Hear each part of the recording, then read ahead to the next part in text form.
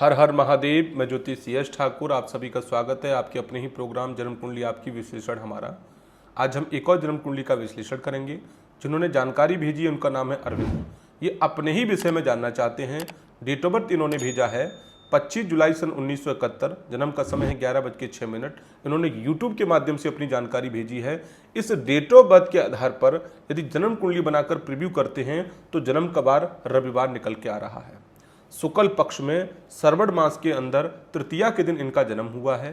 पायले की बात करता हूं तो लोहे का पायला आ रहा है। यदि नक्षत्र की बात करता हूं तो मघा नक्षत्र के चौथे चरण में इनका जन्म निकल रहा है। हम हमेशा कहते हैं मघा नक्षत्र मूल का होता है, इसकी शांति होना अनिवार्य होता है। कुंडली में आगे बढ़ते हैं, लगन पेज को देखते हैं तो उनकी कन्या लगन की कुंडली सिंह राशि बन रही है। इस कुंडली में बुध के संग चंद्रमा की प्लेसमेंट कुंडली के द्वादश भाव में है, जो कि इस कुंडली के बुध लगन के मालिक हैं, प्रथम भाव के मालिक हैं। चंद्रमा के साथ द्वादश स्थान में बैठ जाते हैं तो पिता के साथ संबंध में ध्यान रखने की आवश्यकता है, उचित रखिएगा। पैतृक संपत्ति खराब होने की संभावना बन जाती है क्योंकि बुध और चंद्रमा पितृदोष उस भाव का बना देते हैं, तो पिता के साथ संबंध, पिता की संपत्ति अर्थात पिता का स्वास्थ्य खराब होने की संभावना बन जाती है। कुंडली में आगे बढ़ते हैं तो मंगल राहु की प्लेसमेंट कुंडली के पंचम भाव में बन रही है।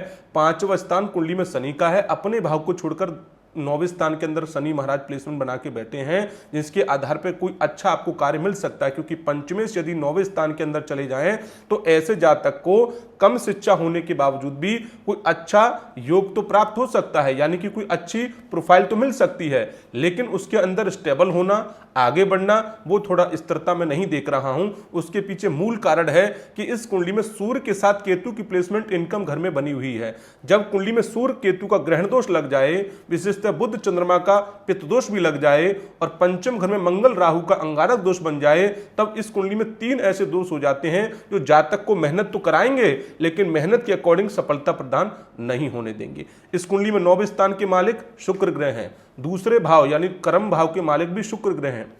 अपने भाव को छोड़कर कुंडली के कर्म भाव में विराजमान है। अच्छी बात है, ऐसे जातक को कोई धन कमाने का माध्यम ईश्वर की कृपा से प्राप्त होता रहेगा, इसमें कोई संदेह नहीं है। बहुत कम टाइम में एक अच्छी तरक्की भी प्राप्त कर सकता है, ऐसा भी योग बन रहा है। लेकिन दुर्भाग्य यह है स्टेबिलिटी इसमें नहीं देख रहा हूं। कम टाइम में अधिक धन कमा लोगे, कम समय के अंदर अच्छा नाम भी कमा लोगे, लेकिन अचानक से आपकी स्टेबिलिटी खराब होना प्रारंभ हो जाएगा। विशेषतः राहु की महादशा चल रही है, वर्तमान में शनि की अंतर्दशा आपकी जन्म कुंडली में चल रही है। विशेषतः नवंबर तक आपका समय और उचित नहीं देख रहा हूं, उसके बाद समय में परिवर्तन अवश्य होगा। लेकिन इस कुंडली के लगे इन दोषों का जब तक हम निवारण नहीं करेंगे, जब तक अपने जीवन में स्टेबिलिटी का होना मैं नहीं देख पा रहा हूं।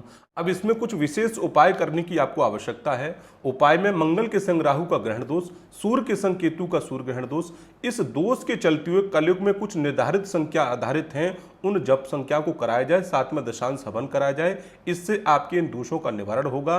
साथ में इस जन्म कुंडली के लगनेश बुध ग्रह हैं जो कि द्वादश भाव में व्यय के कारक बन के बैठे हैं। इनके निमित्त हर बुधवार को गणेश भगवान को दिए हुए मंत्र से धूर्व अर्पण की जाए, साथ में लड्डू का भोग लगाया जाए और अपने अच्छे की कामना की जाए। नंबर तीसरा उपाय आपको यह करना है कि शुक्र ग्रह इस कुंडली के वर्किंग लॉर्ड हैं, दूसरे घर के कारक भी हैं और भाग्य भाव के भी मालिक हैं। कुंडली के कर्म भाव में जाके बैठे यानी 10वें स्थान में जाके बैठे हैं। इनका एक्टिव होना बहुत जरूरी है। इनको एक्टिव करने के लिए हर शुक्रवार के दिन शिवालय जाइए, समय निकालकर जल में इत्र डालिए और दिए हुए मंत्र से भगवान शंकर को अर्पण करना प्रारंभ कर दीजिए। अवश्य ही आपके जीवन में परिवर्तन होगा, बाबा शिव की कृपा बनेगी, लाभ अवश्य प्राप्त होगा। हर हर महादेव।